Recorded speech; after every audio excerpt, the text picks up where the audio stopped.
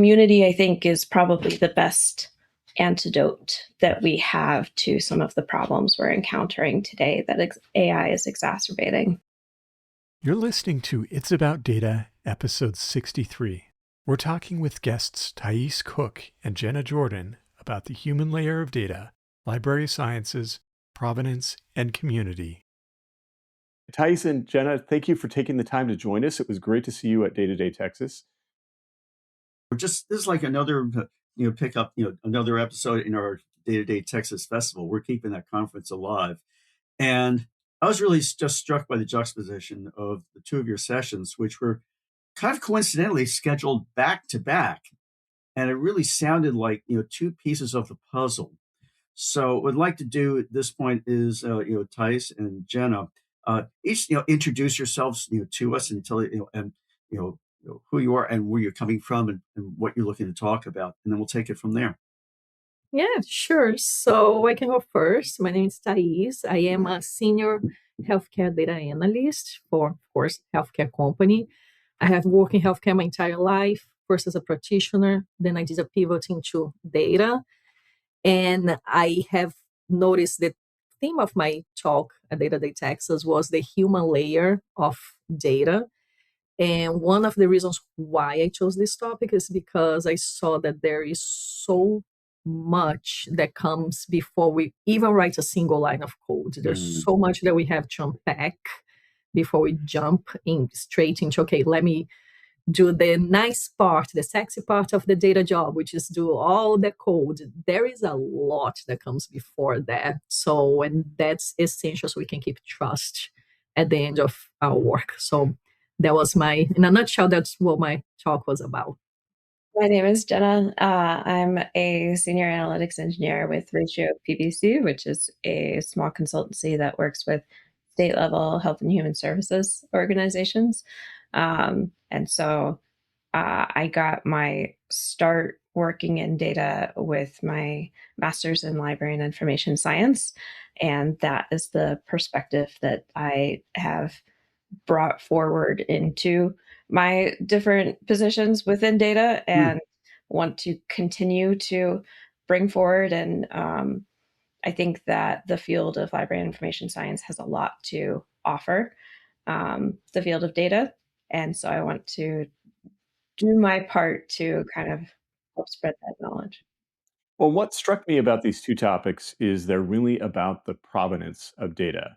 I mean, you can talk all day long about data lineage, but if you don't talk about the people who created the information, so library sciences and the provenance of ideas, or the human beings that the data is about, or who generate the data, then you're kind of missing that big picture, right? It's just like it's metadata without real understanding around it about how it interacts with the real world. Well, and the other, just kind of picking up from that is that um, what you really were talking about a lot. We very often talk about people, process, and technology, Mhm. and you both very much about the people and process here. And I think that's something which tends to get really ignored. Tends to get overlooked because we get really hung up on the technology. You can take a look at all the concerns on Wall Street this week, or it's just the hype on Wall Street this week. Hey guys, it was all purely about technology before Yeah. anybody thought about what are all the other pieces that need to fall into place.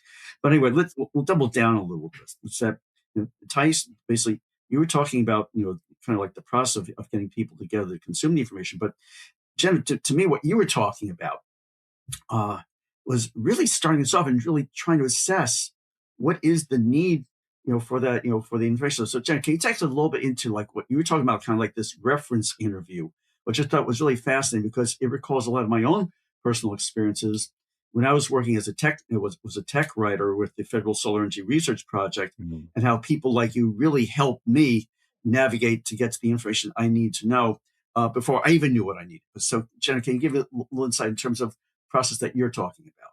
Yeah. So the reference interview is something that every librarian learns. There's usually a class called just simply reference.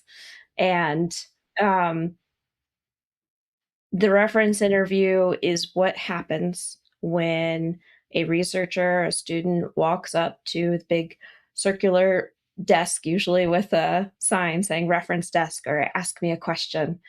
and they have some research question that they want to start with. And when the librarian starts talking to them, that's when the reference interview kicks off. And so the reference interview kind of has this underlying perspective that usually the information need that somebody initially presents with their initial question, may not be their full information need. There's Mm. some gap between their expressed need and their actual need. And the goal of the reference interview is to close that gap.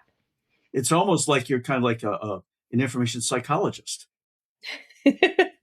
Well, there's certainly a lot of similar skill sets between the two because just as important, or perhaps more important than the actual process of the reference interview, is the emotional approach Hmm. that someone takes, approaching the person with empathy and non judgment and curiosity, genuine curiosity to uncover their true information need, and just a desire to help.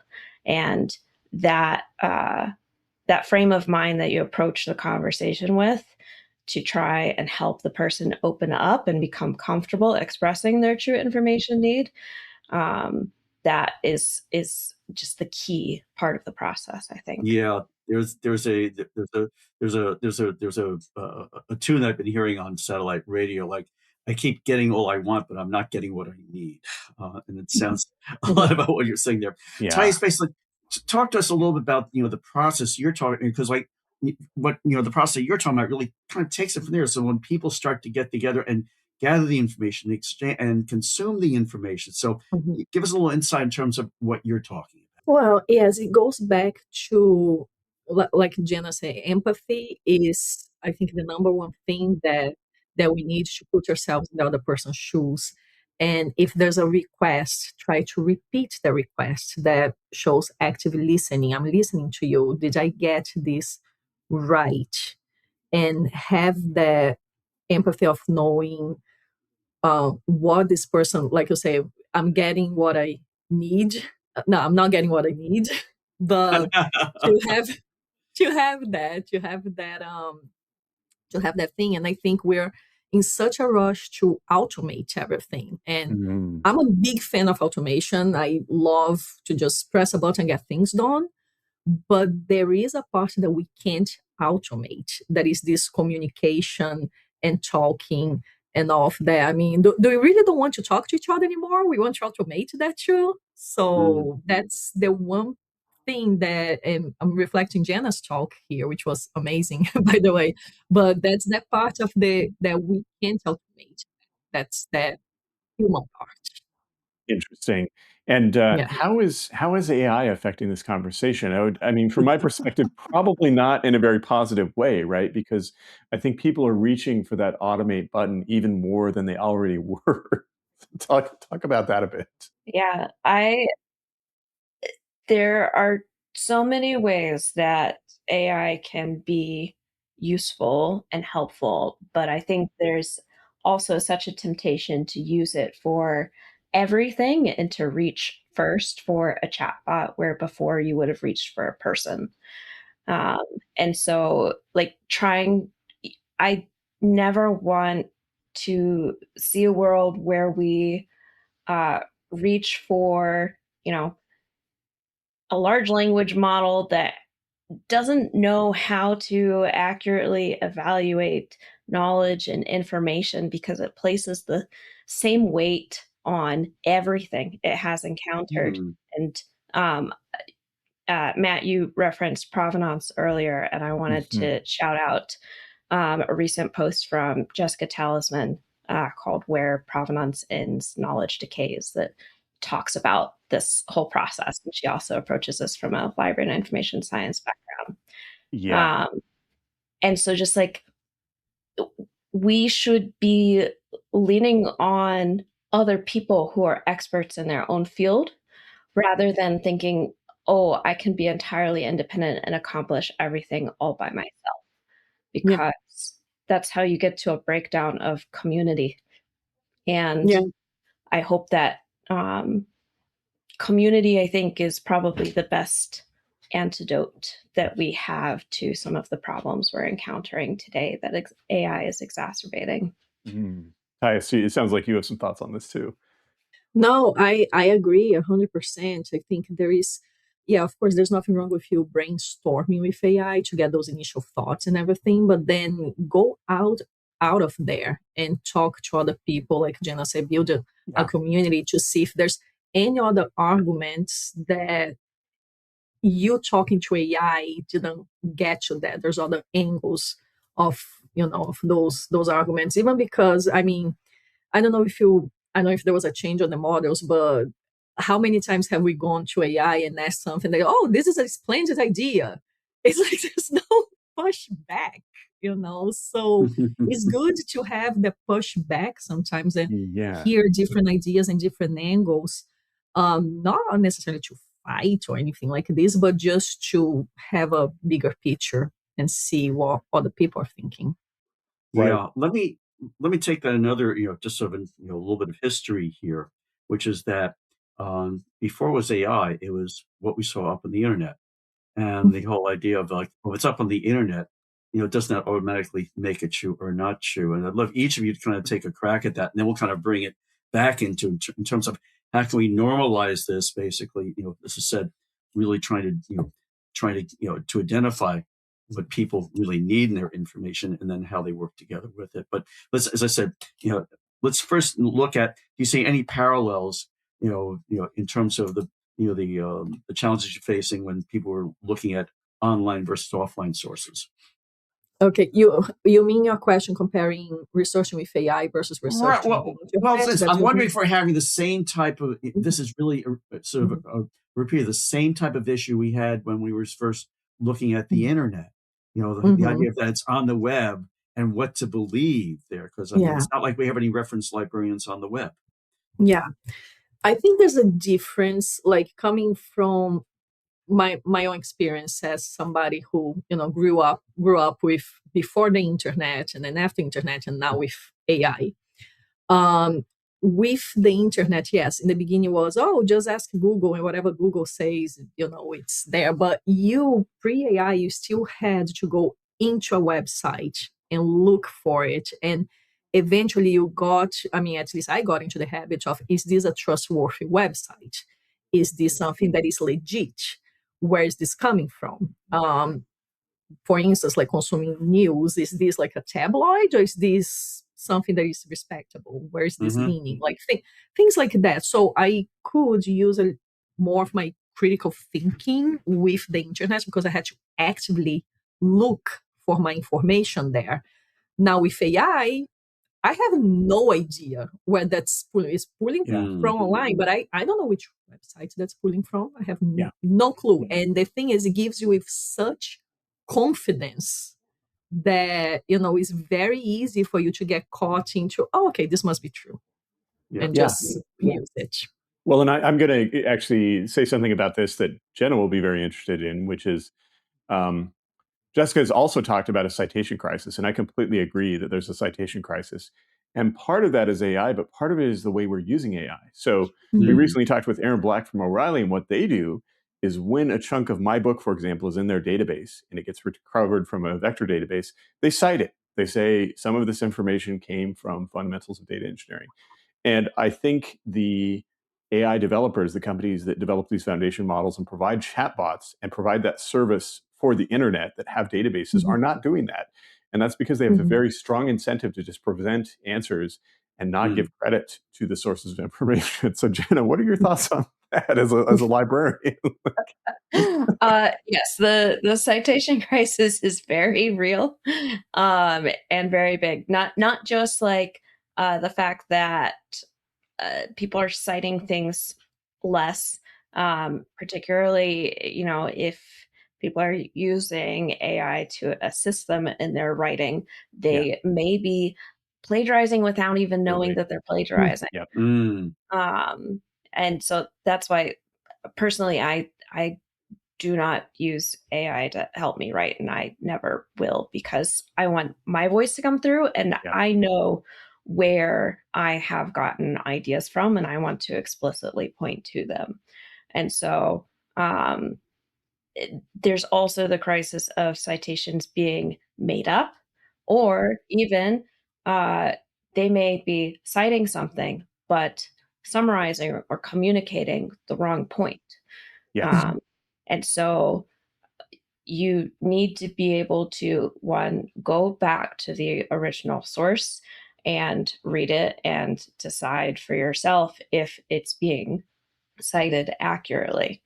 Yeah. Um, there's also a huge incentivization issue. I think AI is exposing a lot of things as well that have been broken for a long time. Mhm. Scholarly communication as a field has had a lot of struggles for a Mhm. while. And just like scholarly publishing, the the system for publishing papers and communicating scientific research has been broken for a while. Mm, With the output from AI, it's now straining it completely to the breaking point. So I think mm, there's going to have to be a complete rethinking of that Mm. system. Yeah, But I I also want agree to with that. Yeah.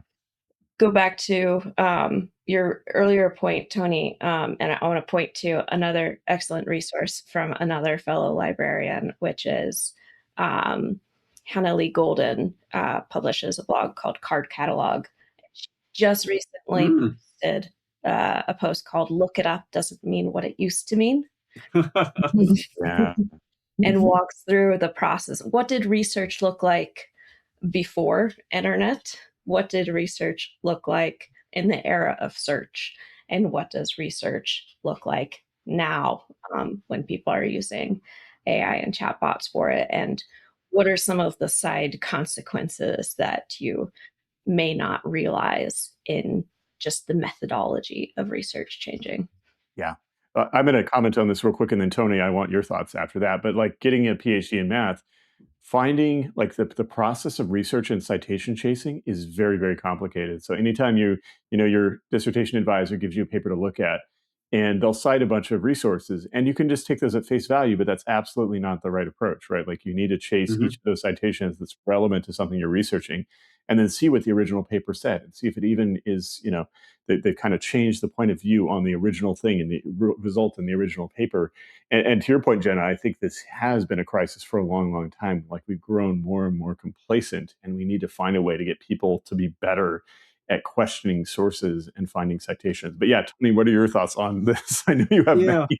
And I think that's a good place to bring the conversation home, which is that with AI and all this, um, does it mean that, basically we have to, just to double down on basically, on research skills that, traditional research skills, or do now basically because we have to go through more and more opaque layers of information, that we have to learn new skills. What do you both think of that?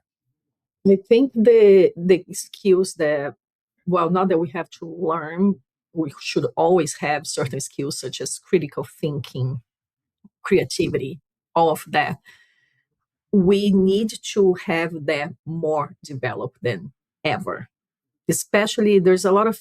I did a presentation a while ago about human skills in the age of AI, and I would say that the number one would be critical thinking, question the output. Don't blindly trust whatever is there, whatever is fed to you by AI. Because like I say, it feeds you with such confidence that you believe it. You're like, oh, okay, sure, yes, that's true. And if you actually have a background in something, you can look and say, oh, wait a second, looks a little off, or Yeah. looks like from this angle when I'm actually trying to say from this angle. So I think for the users, the critical thinking is going to be more essential than ever.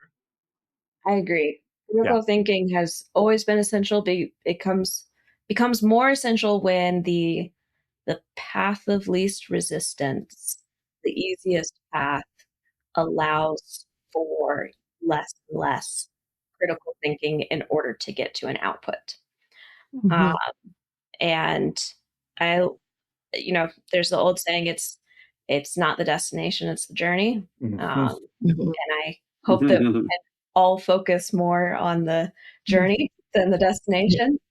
But for the user, skill sets have changed over the years when it comes to research. Like before having the internet, before having search, it was a real skill set to know how to find the resources that you need within a library, within an academic institution, or public library or special libraries. And librarians were there to help with that process. You didn't have to learn it all by yourself. And then with search, um, you know, there's different levels of skills when it comes to search. Like how strong is your Google foo? It's, uh, you know, searching in Google, there's different tools that you can use. And there's actually another recent post from Harley Golden on this card catalog about uh, some of the tools you may not know about for searching within Google. Yeah. And these are drawn from search within a library catalog. Yep. Logical Um, operators, for example. yeah, Yeah. exactly. Yeah. Your Boolean search skills. And so with AI, uh, the fact that you lose the provenance of the information when before, your research skills were all about following that provenance through. I don't know what that looks like. I don't know how you can do proper research just using like an LLM as your tool. I think you have to go back to some of the more traditional research techniques. And as you said, Jenna, I guess it's with more things change, certain things don't change. It's still about asking the right questions. Yes. Yeah. Yeah. Well, thank you both so much. This has been a great conversation. It actually opens up all kinds of other questions in my mind, but I'm not going to ask those right now because otherwise we go on for another 3 hours. So at some point, let's do it. This was great though, and Yeah, thanks for taking the time. of course. Thank you for having us. Our Thank you. pleasure. Thank you.